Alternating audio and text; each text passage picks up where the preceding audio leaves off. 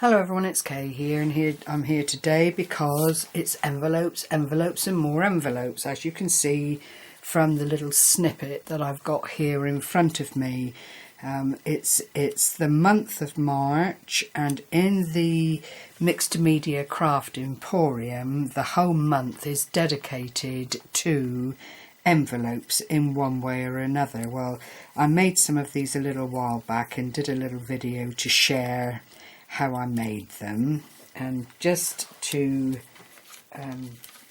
let you see how the actual envelopes are made, because it is frightfully easy. You just get any piece of patterned paper. The width and length is for you to decide, and you fold it in half to get the centre. Well, I do anyway, and then fold in the corners as if you were making a paper aeroplane, and then fold that top over, so there you have the flap. Now clearly I don't want a great big chunky envelope, so I'm going to just eyeball, roughly speaking, about 2.5 inches, something of that nature, which I will then fold up to where the envelope part is. That then just gets inked around, and you've got a lovely little faux envelope. You could use it if you wanted to and just glue down or stitch down the sides on a bigger scale and use that in projects and journals and that kind of thing. But to ink around it just does highlight the envelope flap, the sides, and you can see that is, well, you can't see because they're all stuck together, but that essentially is how I make them up. And I make them all different sizes with all kinds of scraps, so it is a great scrap buster. Anything that you've got loafing around on your table paper wise, it would be too cardstock would I think be too thick to use. But anything that you've got, leftover printouts from digikits and that kind of thing, that you can just cut out copier paper that you may then want to do some decoupage on with napkins or what have you. That is how that goes. So, well, I've got that one there again. I'll just show you again. Fold in half, and that's just a marker. Take the corners down like so. Fold that little aeroplane front up, and then bring the base of your paper, however long you want it to be, up toward the flap, and there is another one made. And they really are as simple as that to put together. You could, as I say, stitch down the sides, glue down the sides. You have then got your little aperture, little finger pull or something like that, and you could put a faux note in there. It's entirely up to you, but I use these kind of envelopes, pretend envelopes I call them, for my little snippets. So that was that to share with you. I then did cascading envelopes, which I have shared. Well, this one I've shared in the mixed media group, and it is a series of small envelopes that I've made. Some are already purposefully made and bought envelopes, but then I made small ones to fill in. I've put little die cut images from Tracie Fox onto this little cluster of envelopes. This is how they look on the back, but this then would be anchored down, and all that ugliness would then disappear to show the lovely collage effect of the envelopes on the front. I did see them, I can't remember where, Jeannie Dreamer here on YouTube also saw them, and I don't know if Jeannie remembers either, but I'm sure there will be a comment from Jeannie at some point, and she will probably remember who it was that did these lovely cascading envelopes.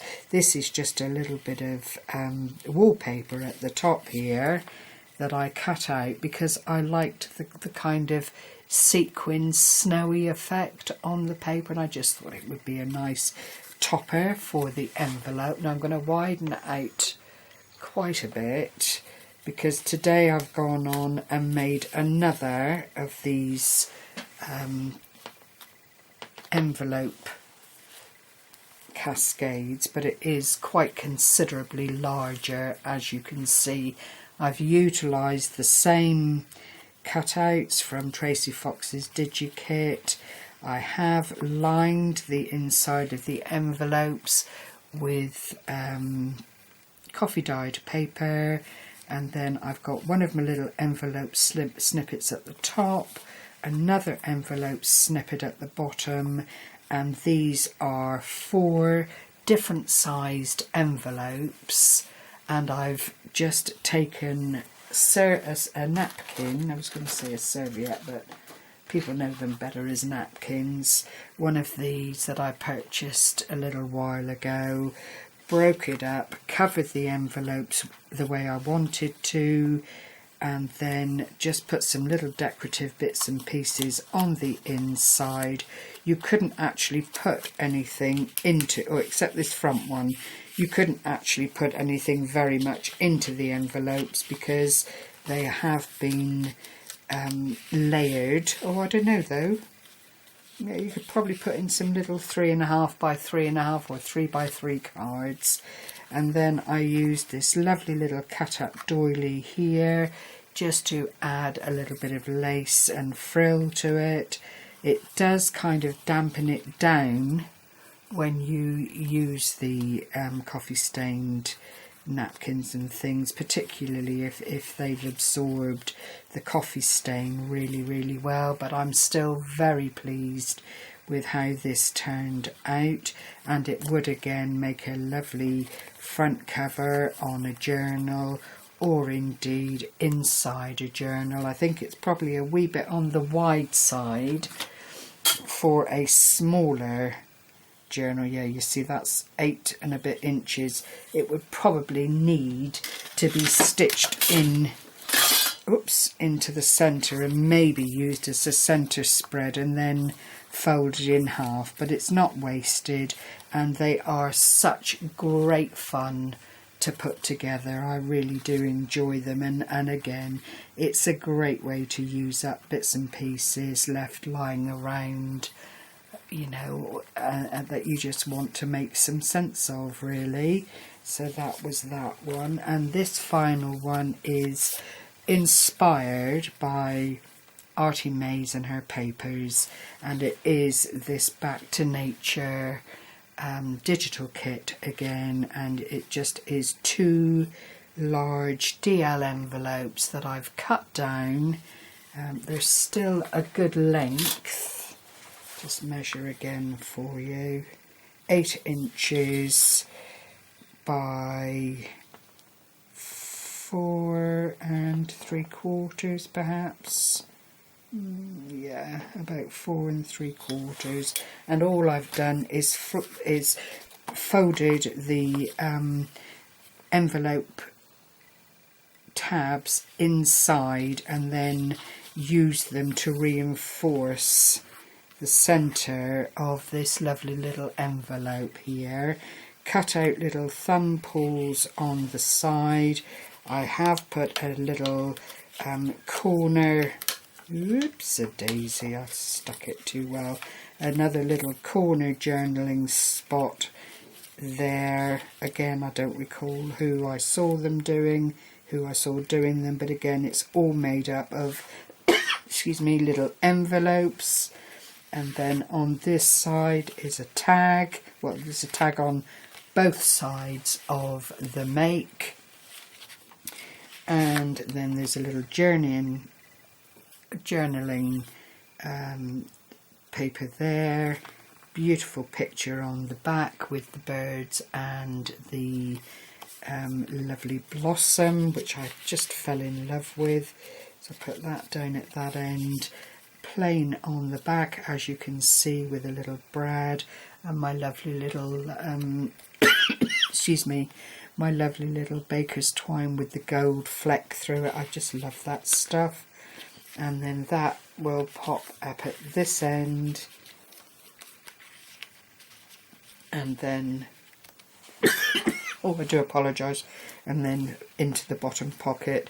I've just used this thin lace trim to pretty it up, and it's got no closure. Again, it could be something that you utilise to put in the centre spread of a journal, or just to give as a little gift. I think it's really, really pretty, lovely idea, and I am just so enjoying envelopes everywhere, which is what I'm going to call the video. So, you know, no pun intended, it is what it is, and I will leave links to Artymaze and Tracie Fox below so that you can follow through and have another little look if you so desire, and meet up with these ladies if you don't know them already. So thank you very much for sharing this time with me. Take care everyone. Bye bye for now.